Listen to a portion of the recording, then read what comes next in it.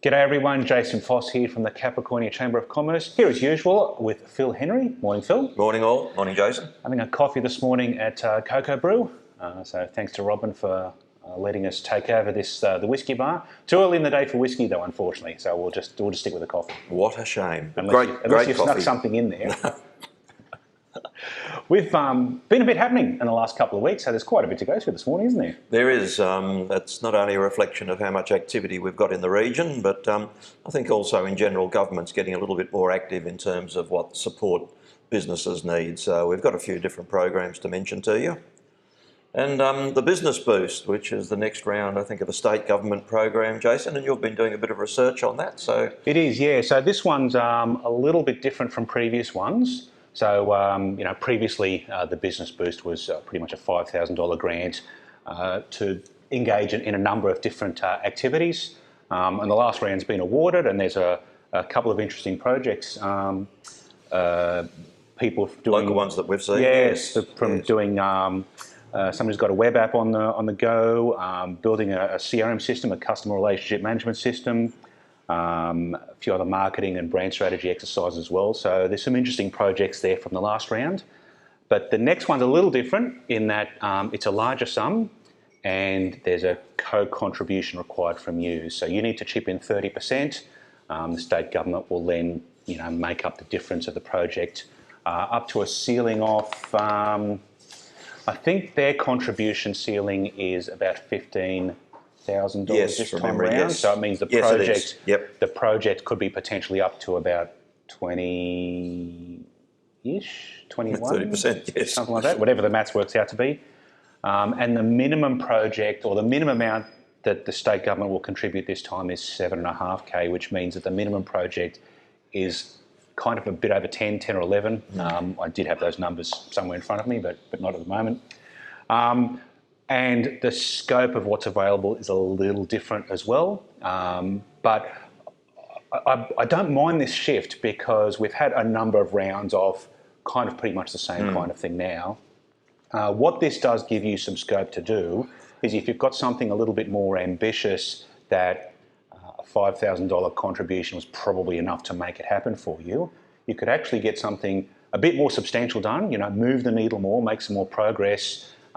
Yes, you will need to chip in some yourself, but considering your contribution is 30% compared to the state government 70%, that sounds like a pretty good deal. Not a bad deal. Pretty good deal. So instead of just having everybody get quotes and get everybody, there's been dramas in the past with everybody trying to submit at the same time.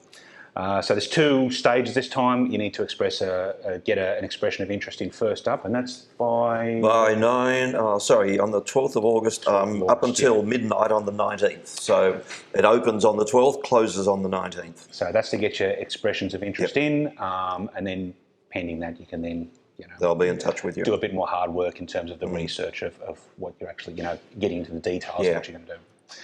So yeah, a little bit different from last time, but yeah, if you've got something a bit more ambitious or something a bit bigger, this might be well worth throwing your hat in the ring for. It's quite interesting, actually, timing, Jason. There's that old saying about what's every cockatoo in the pet shop saying.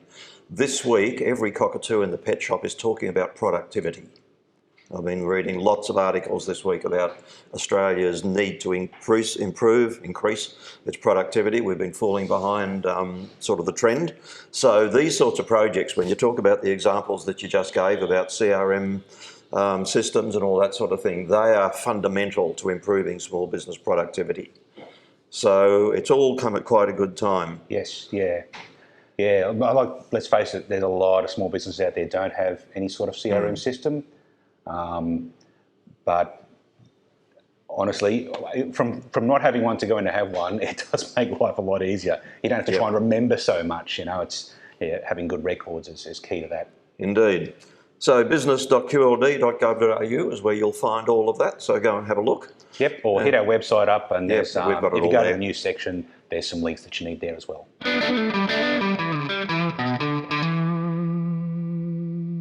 So Phil, there's another survey on. We love surveys.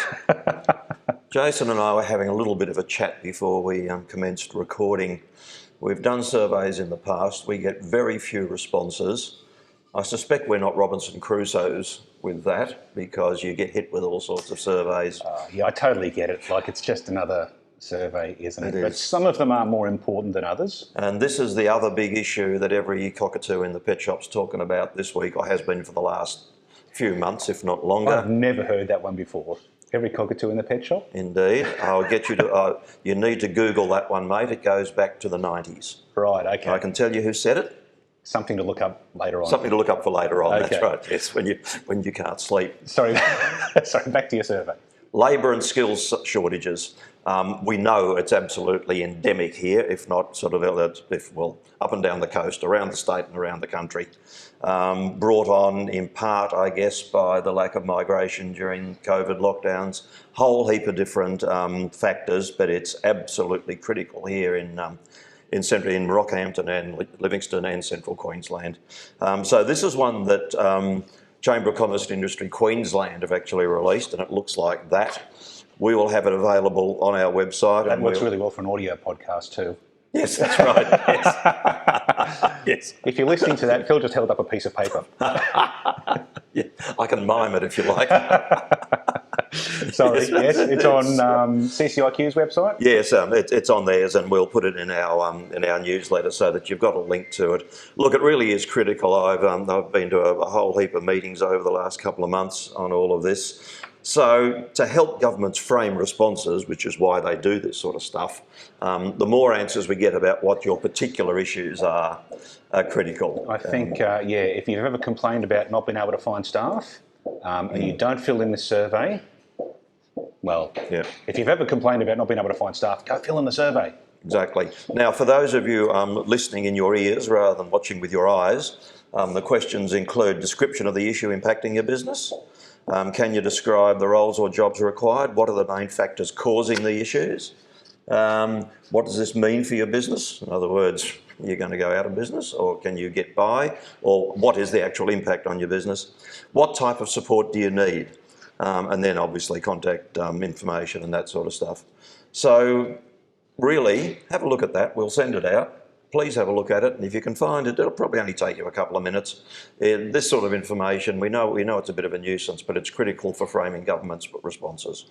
Yeah, if we want to get some change done, we sort of, we need data to take to government. Anecdotes don't really cut it. Give me data. Yes. Lots of data. There's probably a song about that somewhere. Yeah.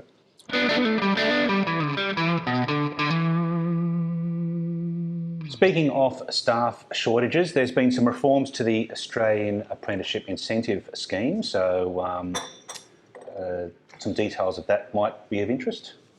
Details will be of interest. Whether I can do them is another matter. That's why I have... You should just hold the piece of paper up for everybody. For those of you watching, it looks like this. For those of you listening, it's an A4 sheet with a blue logo at the top that says Australian Government. Look, this really is, it's an excellent segue, Jason, onto this, because... I've worked really hard at that, thanks. Comes naturally, mate. It's sensational. Look, this has been one for quite a while that perhaps we haven't been training enough of our own people. And that's why we've been having to import people. So without going, I guess, too deep into the who said what and all this sort of thing, apprenticeships are critical. And I think we used to do a lot of them in the past, and we moved away for different reasons. And I think the penny has dropped that we need to get back to that. So this is at the federal level, the Australian Government, Department of Education, Skills and Employment, and they have made some changes to the incentive reform. Honestly, there is a little bit too much detail here, I think, for me to go into now. This is another one that it's already on our website. It's on the website, so if you hit the news button on the website, it's there towards, at the date that we're recording this, on the 3rd? 4th? One of those. What's the date? We should have checked this before we started. I think it might be the 4th of August today. Okay, 4th. So as at the 4th, yep. I'm not even sure what day of the week it is. Hit the news section on the website and you'll see the article there on apprenticeship incentive reform. If you're in the kind of industry where you've had apprentices or can do apprentices or are looking for apprentices or whatever else like that, go and check it out, because with these reforms, there might be some good news in there for you.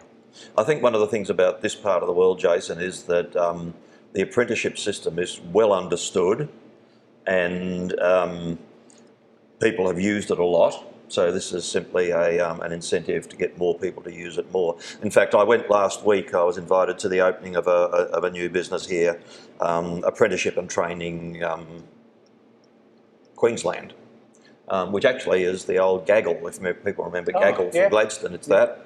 And some well-known folk there, Dave Grenfell, OAM, and Dave was one of the very first people I met when I came here to Central Queensland, because he's been involved in the training system, both as an employer and as involved in the system itself, as he is now. So full marks to Dave and the people working with him to keep this going. The other one, Dave's the chairman of Apprenticeship and Training Queensland, and Michael Waltz from Waltz Engineering down in Gladstone, he's the CEO. So that's a really good initiative to see them going, and they're looking at doing work because we've got all these major projects. We've got ring roads, we've got dams, we've got wind farms, and all that sort of thing, and having more locally trained people who are likely to stay in the region and live and work here into the future. That's exactly what we're after. Yep, 100%. So check that one out.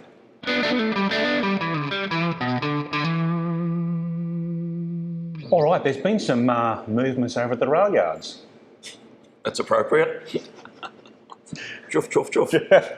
Well, kind of, sort of, should go without saying, but it's been a bit still for a little while. It's been still, exactly. But the state government is now, they held a bit of a seminar a couple of weeks ago that I went to, and they are looking for people to lodge expressions of interest in occupying some of the spaces there, and those spaces range from actually very heavy engineering with, you know, big stuff, big cranes that lift engines and all that sort of thing, all the way down just to office space. So they've got quite a range of spaces available there.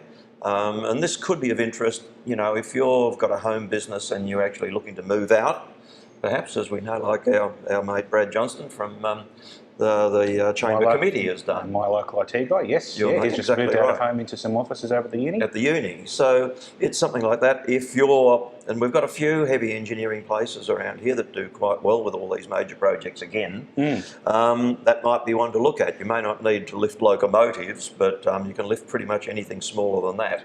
So it's a good range of spaces available. Quite a broad spectrum by the sound of it. Yeah, exactly. Yeah, it is. No, exactly. Transport and Main Roads have taken on a company called Benchon, who are going to be managing the expressions of interest, and there's a portal. The best thing really to do is go to your good friend Dr. Google and type in Rockhampton Railyards Rejuvenation. Or you could go to our website. Or our website. Hit the news link, and there's an article there with some links to it as well. You can see we're so well prepared here, can't you? There's also a bit of a question about where I get my news from.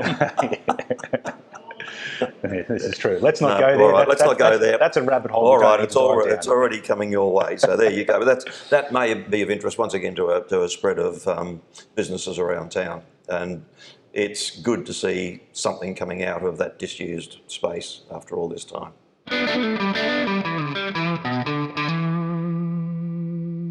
So our next meeting is a do not miss if you're interested in sport at all. Yeah, it's something a bit different. It's the Dolphins Rugby League Club have come to us. They are entering into arrangements, I think, with the Capras here. Is that right? I believe, I think it's a done deal. So we're talking about the Redcliffe Dolphins, who are launching a new NRL team next year. It's hard to believe that that's sort of really only months away. But it is. At this stage. But yeah, so they do have an arrangement with the Capras, I believe. And, you know, given that, hopefully that we can see a bit more of a presence, you know, from them in the area. And then there's, you know, so there's an opportunity for you to be involved commercially in that as well. So if you're even vaguely interested in those sorts of opportunities, or even just want to hear a bit of a progress report about where the Dolphins are up to and, you know, what their plans are for next year, definitely worth coming on to that one, I think. Yeah, it's breakfast as well, isn't it? It's breakfast. So it's at the Regent Hotel on August the 17th at 7:30 from memory. I think it starts at 7. At 7. All right, don't come at 7:30. Slightly early. Come at 7, right. Because there's a reasonable program to get through. the Dolphins CEO, I think. Yes, the CEO. We haven't got the super coach. No, couldn't get Wayne Bennett. But so we've got the Dolphins CEO and Peter White, who's the CEO of the Capras, Yeah, the also Capras, speaking that's right. as well. Yep. So I guess that confirms that there was an arrangement there. Yes, exactly right. So I've got those two speakers. So it's a slightly earlier start than usual, 7 o'clock, just so that we can get through everything and still get you, back to the office or off on your day on time. Including breakfast. Including breakfast, which is important not to miss. It is indeed. Sorry, I didn't really come from a league family, so this is, I'll just take my word for it. That's all right. That's why we have experts. Oh, well, I don't know about that. Armchair expert. That's everyone. I'm too much of a sook to actually play the game. Geez, you look at the way some of those guys hit, and that's like, hey, I ain't doing that. No. I'll just watch them do it. Exactly right. But no, this is really a must see. Must come along to that, because it's a harbinger, a precursor, and I'm looking for a normal world. It's looking for the next, I guess, level of league involvement from this part of the world in the NRL. Really. I guess if I was to get on my soapbox a little bit for a minute, the Capras have had arrangements with NRL sides in the past, whether it be the Broncos or the Cowboys or I think even Parramatta at one stage, or there's been arrangements with different NRL teams, but it's really been a one-sided affair. Like they'll take our players, but it's not as if we ever see them, or releasing players back to play locally. We haven't had a good deal. No. So hopefully with the second Brisbane team now, the Redcliffe Dolphins, let's face it, we haven't really been looked after well by an NRL side, I don't believe, ever. So this is the Dolphins' opportunity to actually do something, because there's plenty of talent comes from this area. Oh, yeah. Plenty of talent. Indeed. I think, this is a good opportunity to show your support, we are fair income and in business. But even if you're just vaguely interested in the game and what's going to happen, could be worth coming along. I reckon. Yeah. So August 17th, 7 o'clock. 7 o'clock. Register on our website.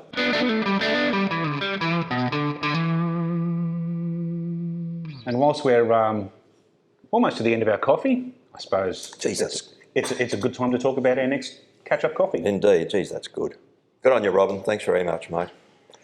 Yes, the next one's down in Yeppoon at the alley, the revitalised alley. I've been going there a fair bit. They do a good coffee too. So that will be August the 31st, the last Wednesday of the month, which is in fact the last day of the month. 31st of August. Yeah. That will be at 7:30. Yeah, so you can get a half-hour sleep in for that one. Particularly if you live in Yeppoon. Yeah. I actually tried to get coffee there the other morning on my way to another meeting. Yeah. And I thought I gave myself enough time, but they were really busy. Oh, so they're obviously doing all right. I mean, I ended up, I kind of looked at the queue and went, I think I'm not going to make it if I stand in this queue. So I had to move on, which is a shame. But sign of a good place is if the queue's long. Yep, exactly. And it definitely was for them this morning. Well. So, yeah. So that's that one. So we will see you there. Now, we will need to get you to register what coffee you want. Yes. So in the past, it's just a case of show up. But to try and streamline things a little bit, so that there's less waiting time, get onto the website, go to events. When you find that August Catch-Up Coffee there, you just kind of go to RSVP and just let us know what your coffee order is. The form's on that page on the website. Yep. It'll just help us get everybody served quicker. Indeed. So much appreciated if you can do that, because let's face it, who wants to wait for coffee in the morning? Well, everyone needs a coffee in the morning. That's what I find. The other thing here is that we've been getting pretty good numbers actually. Yeah, we're up around sort of the 20, and that is a big load on a small cafe to serve all at once. Mm-hmm. So it helps us to help them to help you, if that makes sense. Yeah, I think that came out in the right order. Don't say much to confuse me, though. No. We'll live in a state of perpetual confusion. All right, so have we covered everything for today? Wow, is that enough, everyone? I think that's enough you today. You might need to have to watch this one twice, I think, to get all the details. Probably going to be close to one of our longest episodes ever, so if you've made it this far, congratulations. Yep, congratulations. But it's just a reflection of how much is going on around here, which is good for business. Yes. Excellent. All right, thanks, Terrific. Phil. Okay, Jason, thank you. We will talk to you in the next one. Next time. Good on you. Bye.